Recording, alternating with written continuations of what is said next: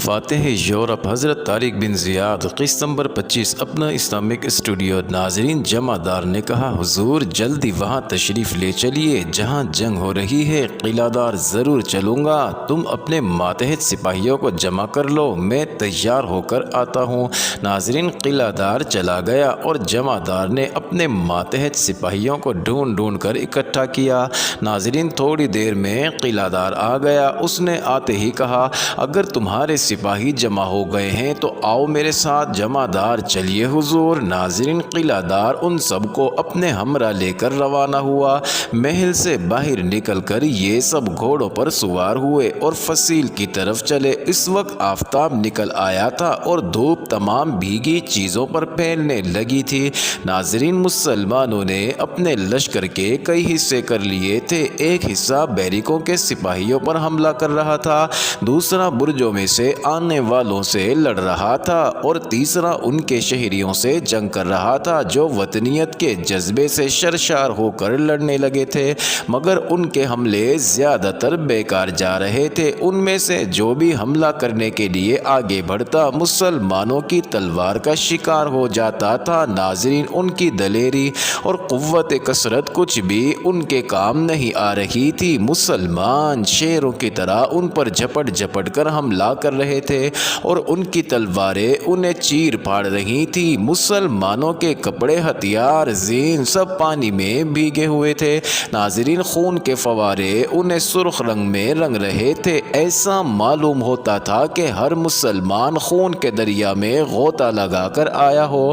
ناظرین، وہ گھوڑے دوڑائے ادھر ادھر پھر رہے تھے، جس طرف جاتے اسی طرف موت کا بازار گرم کر دیتے تھے۔ جگہ جگہ ہاتھوں، پیروں اور سروں کے ڈھیر لگے ہوئے تھے، لاشوں پر لاشیں بچھی پڑی تھی۔ اب بیرکوں میں سے عیسائی باہر نکل آئے تھے اور وہ بھی موت کی لڑائی لڑنے لگے تھے۔ وہ پیدل تھے اور مسلمان سوار۔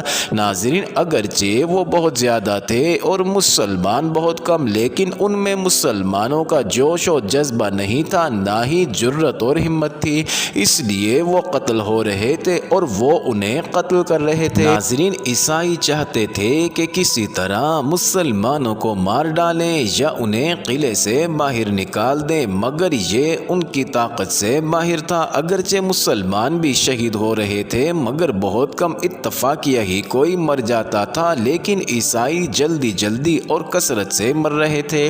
ناظرین، عیسائی گلا پھاڑ پھاڑ کر چلا رہے تھے، زخمی بری طرح سے چیخ رہے تھے، شہری عیسائی شور کر کر کے لڑنے والوں کی ہمتیں بڑھا رہے تھے۔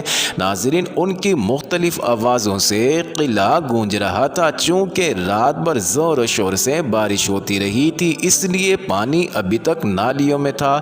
ناظرین، اسی وجہ سے خون کا دریا لہریں لینے لگا تھا اور اس دریا کو دیکھ دیکھ کر عیسائی اور بھی سہم گئے تھے۔ چونکہ اب دن بہت چڑھ آیا تھا اور شور و ہنگامہ بھی زیادہ ہو رہا تھا، اس لیے قریب قریب تمام عیسائی گھروں سے باہر نکل آئے تھے۔ وہ دوڑ دوڑ کر اس جگہ آتے جاتے تھے جہاں جنگ ہو رہی تھی اور مسلمانوں کو دیکھتے ہی دم بخود ہو کر ایک طرف کھڑے ہو جاتے تھے۔ ناظرین، جب ہنگامہ دار و گیر بلند تھا اس وقت قلعہ دار بھی بہت سے سواروں کو لے کر آ گیا اور اس نے آتے ہی مسلمانوں پر حملہ کر دیا۔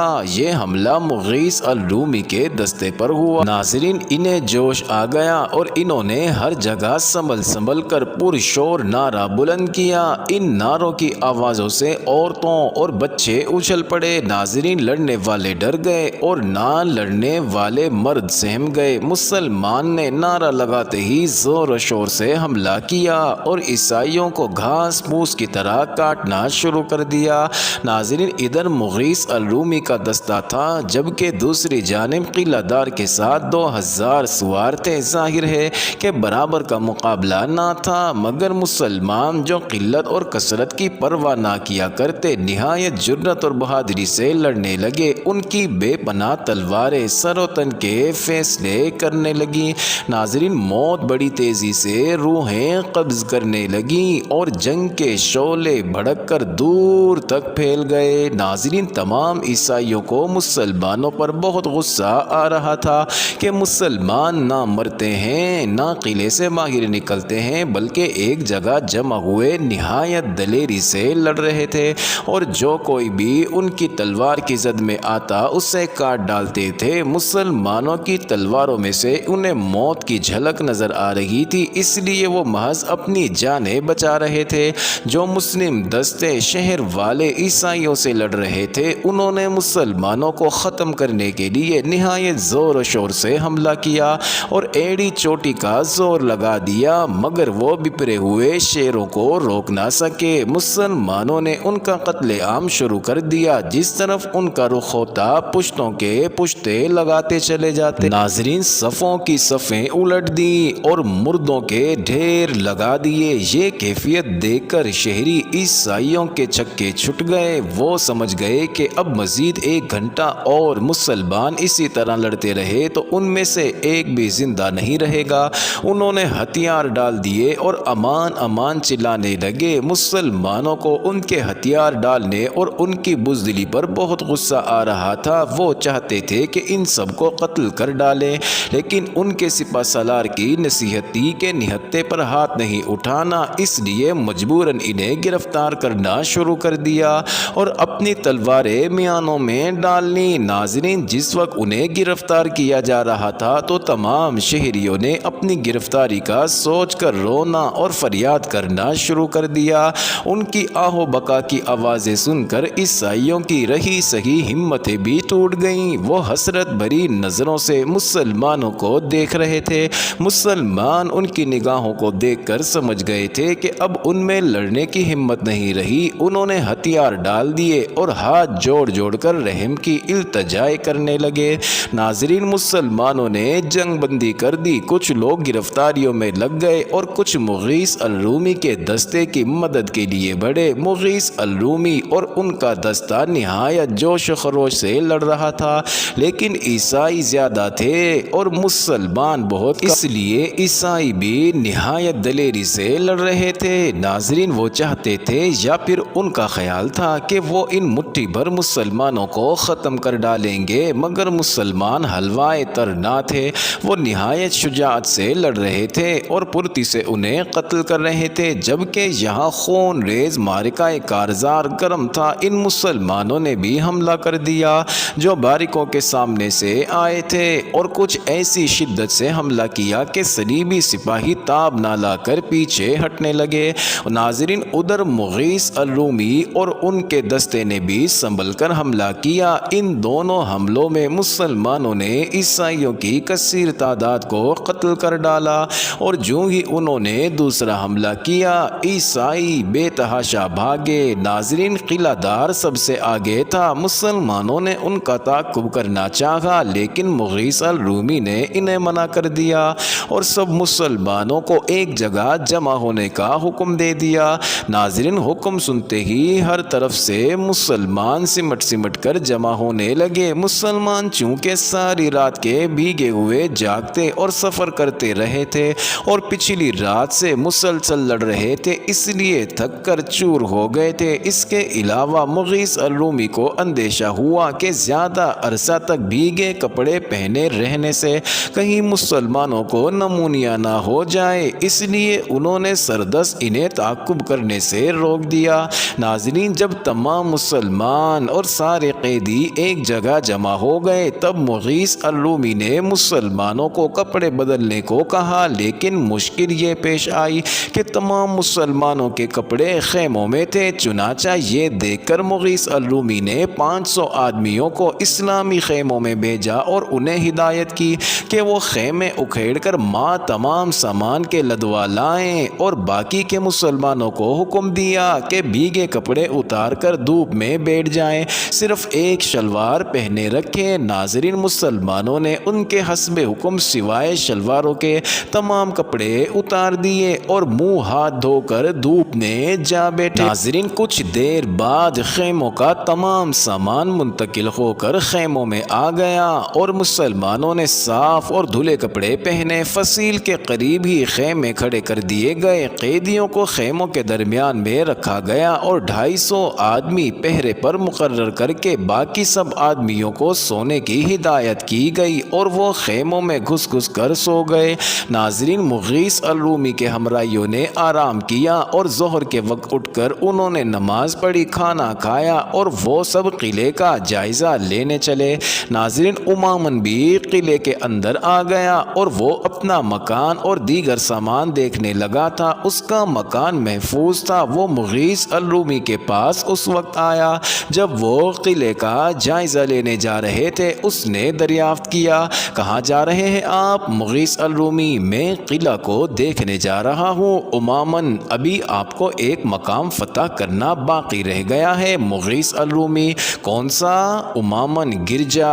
مغیث الرومی: ہم معبد گاہوں پر حملہ نہیں کرتے امامن، لیکن وہاں دشمن چھپے ہوئے اور لڑائی کی تیاریاں کر رہے ہیں۔ مغیث: کون سے دشمن؟ امامن: قلعہ دار 400 سپاہیوں کو لے کر وہاں چھپا ہوا ہے۔ مغیث الرومی: بہت خوب، مجھے تو لگا تھا وہ قلعہ چھوڑ کر بھاگ گیا ہے۔ امامن: وہ بھاگا نہیں تھا بلکہ گرجا میں پناہ لے کر جنگ کی دھمکی دے رہا ہے۔ مغیث الرومی: اچھا، بتاؤ گرجا کہاں ہے؟ امامن: چلیے۔ ناظرین، مغیث الرومی 500 سپاہیوں کا دستہ لے کر امامن کے ساتھ روانہ ہوئے۔ چند راستوں اور گلیوں کو طے کر کے ایک عظیم الشان گرجا کے سامنے جا پہنچے۔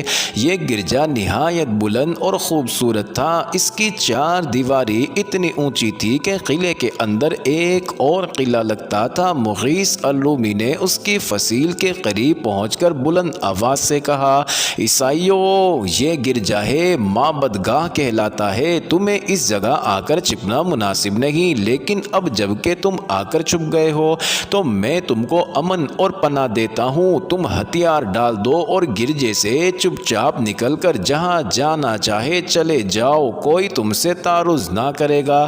ناظرین، قلعہ دار فصیل پر آیا اور اس نے کہا، ہم اس وقت تک اس جگہ کو نہیں چھوڑیں گے جب تک ہمارا ایک بھی آدمی زندہ ہے۔ مغیث الرومی کو غصہ آ گیا۔ انہوں نے اپنے جان باز سپاہیوں کو حکم دیا کہ حملہ کر دیں۔ ناظرین، مسلمان بڑھے تو عیسائیوں نے اوپر سے تیروں کی بارش کر دی۔ بہت سے مسلمان زخمی ہو گئے۔ مغیث الرومی کو یہ دیکھ کر بڑا غصہ آیا۔ وہ ایک ہاتھ میں علم اور دوسرے میں ڈھال لے کر دروازے کی طرف بڑھے۔ انہیں بڑھتے ہوئے دیکھ کر تمام مسلمان غضب سے بھر کر بڑھے اور انہوں نے ڈھالوں کو آگے کر لیا۔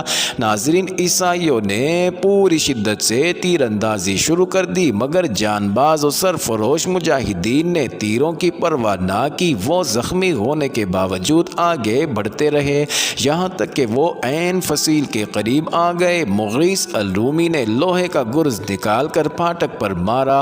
50-60 مسلمانوں نے ایک ساتھ نیزوں کے وار کیے۔ دروازہ بہت مضبوط تھا مگر ٹوٹ گیا۔ مسلمان تلواریں سونت سونت کر قلعے کے احاطے میں پہنچ گئے۔ ناظرین، عیسائی فصیل سے اتر کر گھوڑوں پر سوار ہو گئے اور صفیں قائم کر کے مقابلے پر آمادہ نظر آئے۔ مسلمانوں نے انہیں دیکھتے ہی ان پر جھپٹ کر حملہ کر دیا۔ عیسائیوں نے جواں مردی سے مقابلہ کیا، تلواریں چلنے لگیں اور سر کٹ کٹ کر گرنے لگے۔ چونکہ بہت سے مسلمان زخمی تھے اس لیے وہ جوش سے بھرے ہوئے حملہ کر رہے تھے۔ انہوں نے متواتر حملے کر کے عیسائیوں کی ایک صف کا مکمل خاتمہ کر دیا۔ ناظرین، اور اب دوسری صف سے لڑائی کرنے لگے۔ عیسائی بھی نہایت جوش و خروش سے لڑ رہے تھے مگر وہ مسلمانوں کو قتل کرنے میں کامیاب نہیں ہو رہے تھے۔ ناظرین، مسلمان غیظ و غضب سے بھرے نہایت پرتی سے حملے کر رہے تھے اور بڑی جرأت کا مظاہرہ کرتے ہوئے انہیں قتل کر رہے تھے۔ ناظرین، مغیث الرومی کو اتنا غصہ آ رہا تھا کہ وہ ہر حملہ پر علم کو حرکت دیتے تھے اور ہر حملہ میں عیسائیوں کو مار رہے تھے۔ اس طرح بہت سارے عیسائیوں کو انہوں نے خود ہی مار ڈالا۔ لڑتے لڑتے وہ قلعہ دار کے قریب پہنچ گئے تھے۔ قلعہ دار انہیں دیکھ کر ہنسا اور بولا، مسلم سردار، آخر تمہاری موت تمہیں میرے سامنے کھینچی لائی۔ مغیث الرومی اس کی بات نہ سمجھ سکے اور پوچھا، کیا کہہ رہے ہو؟ کیا پناہ چاہتے ہو؟ قلعہ دار نے مغرورانہ انداز میں کہا، میں تم کو معاف کر سکتا ہوں اگر تم قلعہ سے باہر چلے جانے کا وعدہ کرو۔ مغیث الرومی نے کہا، اچھا، پناہ نہیں مانگتے تو کیا لڑنا چاہتے ہو؟ ناظرین، دونوں اپنی اپنی زبان میں گفتگو کر رہے تھے اور لطف یہ تھا کہ ایک دوسرے کی بات بالکل نہیں سمجھتے تھے۔ ناظرین، آخر قلعہ دار نے حملہ کر دیا۔ مغیث الرومی نے حملہ روک کر پورے جوش سے حملہ کیا اور پوری قوت سے وار کیا۔ ان کی تلوار نے قلعہ دار کی ڈھال کاٹ کر اس کی پیشانی پر جا پڑی اور پیشانی توڑ کر پیچھے تک اتر گئی۔ اس نے دل دوز آہ کی اور گرا۔ اب مغیث الرومی نے پلٹ کر دیکھا تو مسلمانوں نے تمام عیسائیوں کا خاتمہ کر ڈالا تھا۔ ناظرین، ایک شخص بھی زندہ نہ بچا۔ مغیث الرومی نے اللہ کا شکر ادا کیا اور اب اپنا دستہ لے کر گرجا کی عمارت کی طرف چلے۔ ناظرین، جب وہاں کوئی عیسائی نہ ملا اور بالکل اطمینان ہو گیا تب واپس لوٹے۔ وہ خود ماں سردار ان کے گورنر کے محل میں ٹھہرے اور عام مجاہدین اس محل کے سامنے والے میدان میں خیمہ زن ہو گئے۔ ناظرین، اس طرح سے قرطبہ کا ناقابل تسخیر قلعہ بھی فتح ہوا۔ معزز ناظرین، یہ انٹرسٹنگ ویڈیو جاری ہے۔ اگلی ویڈیو قسط نمبر 26 میں دیکھنا مت بھولیے گا۔